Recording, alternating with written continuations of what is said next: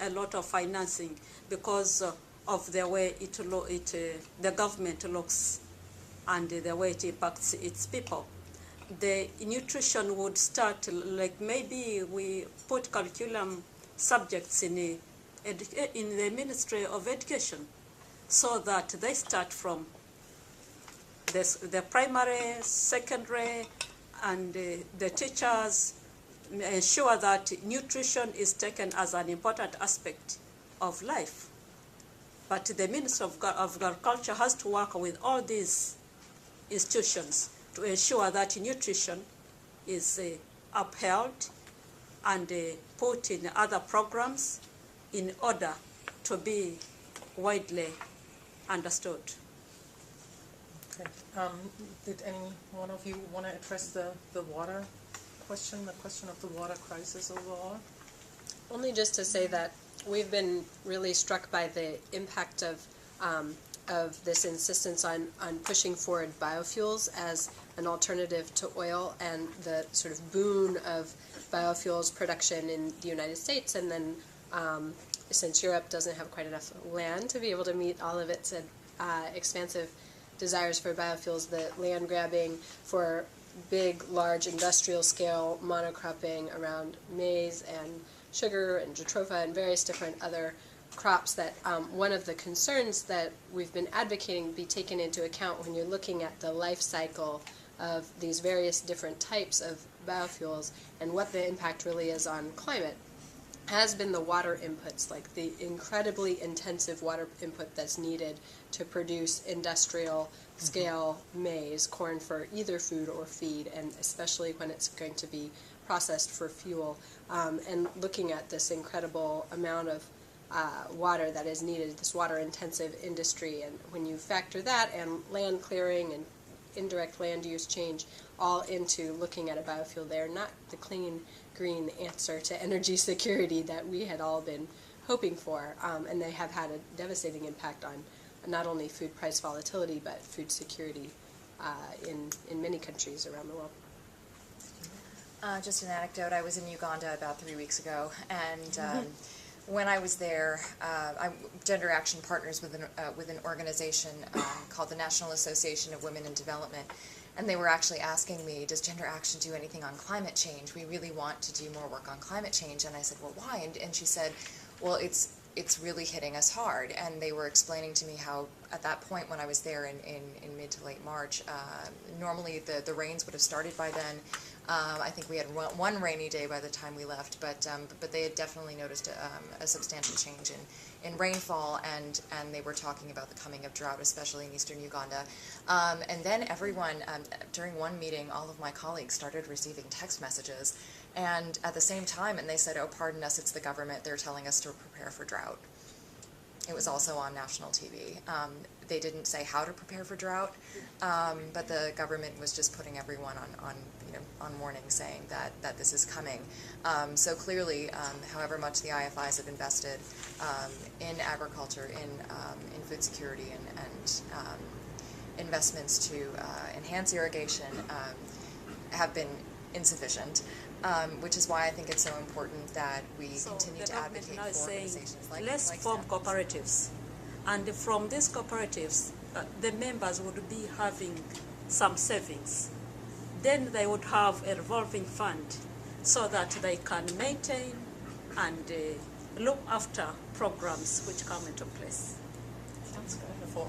On the water issue, really briefly, I mean, with water, we know that industrial agriculture is the biggest user of water, so I think that also points to the limits of expanding industrial agriculture and fossil fuel, rich in fossil fuel inputs agriculture in order to meet the expanding food needs on the one hand.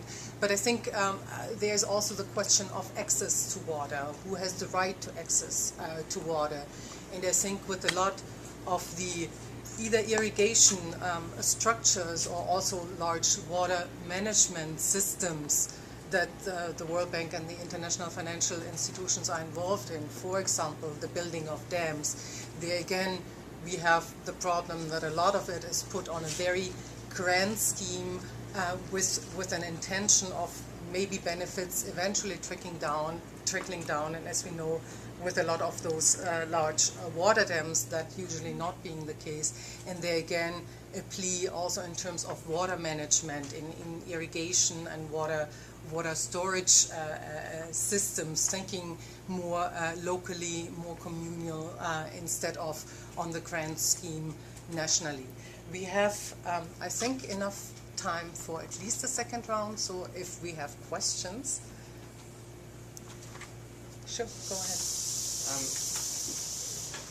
think one of the focuses maybe this weekend at the World Bank meetings will be on the, I'm going to get this acronym wrong now, Global Agriculture Food Security Programme, GAFS, the World Bank's response to the GA equivalent at L'Aquila the year before last. Some people are saying it's underfunded. We don't know if you have opinions about whether it's a good response or not, whether that program needs more support or not.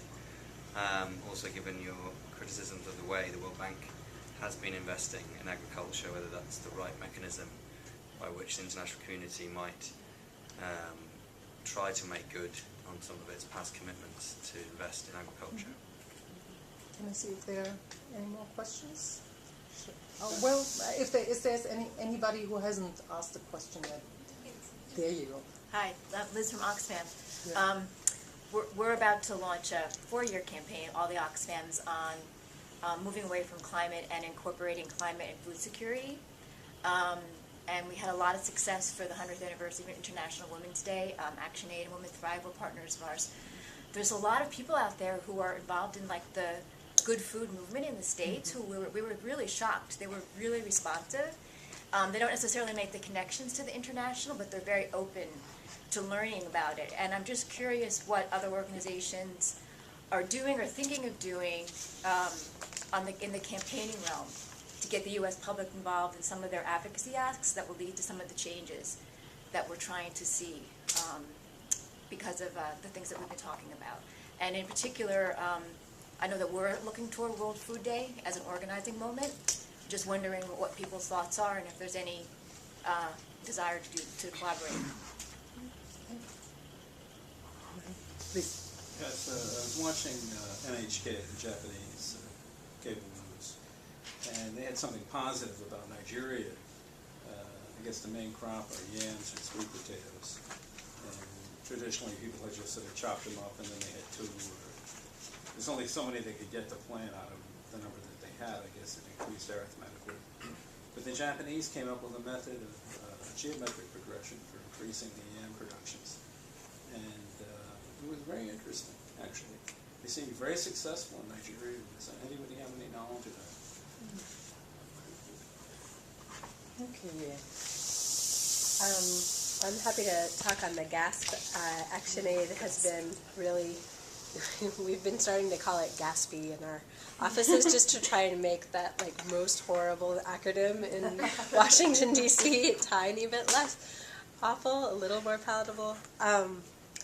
And ActionAid is sort of in an interesting position because the way that the Global Fund for Agriculture and Food Security has been developed, their World Bank is chairing and sort of housing this program, but there are a variety of different donor countries and potential recipient countries that sit on a board, and it is one of the only examples of a fund that also has civil society that actually sits on that board as well. And there are 3 organizations that represent civil society, a Senegalese group, a group from Philippines, and ActionAid in the U.S. Sit on that. And so we've gotten a real inside view of this program and do fall on the side of feeling that it is underfunded, and that underfunding, especially from the U.S., absolutely failing to being able to meet its commitments for L'Aquila and for GASP, being detrimental for that initiative to be able to take off. One of our least favorite elements of that process is that it is housed and chaired by the World Bank, which was something that we're not very excited about in the onset, although have been pleased to see that in the context of making decisions around this program on who should receive funds, that there's been a real effort by the World Bank to ensure that civil society actually gets to stay at the table and be a part of those decisions fully. And the way that GASP is organized or operates is that it receives proposals from countries all over the world, but the country proposals have to have gone through a process of civil society consultation. In the African context, they go through this CAT-up process of before they can get to the GASP for consideration. And the advantage of having a couple civil society voices at the table is to try and actually improve those processes, try and have civil society engagement not just be something that there's lip service to, but is actual deep engagement. And there's a lot of work that has to happen on that. The small sort of surprising advantage that ActionAid has found being a part of that process is that in times when governments have said, can't we go into executive session now to make decisions, or some of the other tools to be able to cut out that civil society process, the World Bank, shockingly, as chair, has been really clear saying, no, we never have executive session without civil society. They're fully a member of this group, and there's not going to be a conversation that's not happening without civil society. So on that, on that level, they're being helpful at trying to promote a new model of being able to have some of these roundtables. But there is still a lot of work to do that the civil society representatives are trying to bring to that group to improve the process all the way along for the development of the country proposals and how that all works. And this new model is not going to be able to succeed or go forward. We're not going to be able to have an environment where this could be tried if it's completely underfunded. And at this point, that's a real threat. But we need to understand the World Bank, some of the positive things the World Bank is doing within the GASP to help make sure civil society stays at the table, and programs to be funded that are funding smallholder farmers, especially women. Some of that positive stuff has to be put in balance then with all of the other things that we've been talking about in terms of when it comes right down to it and you're looking at agroecology models where smallholder farmers are leaders, or big agribusiness models for addressing food security. The bank and the fund really tend towards these big models. So we have that's sort of our mixed answer to your question. Yes, fund it. It's a good initiative for us to try and continue to explore. It allows for us to try and improve how countries can get financing, not just from the World Bank, but multilateral financing. And at the same time, it's not yet a perfect situation.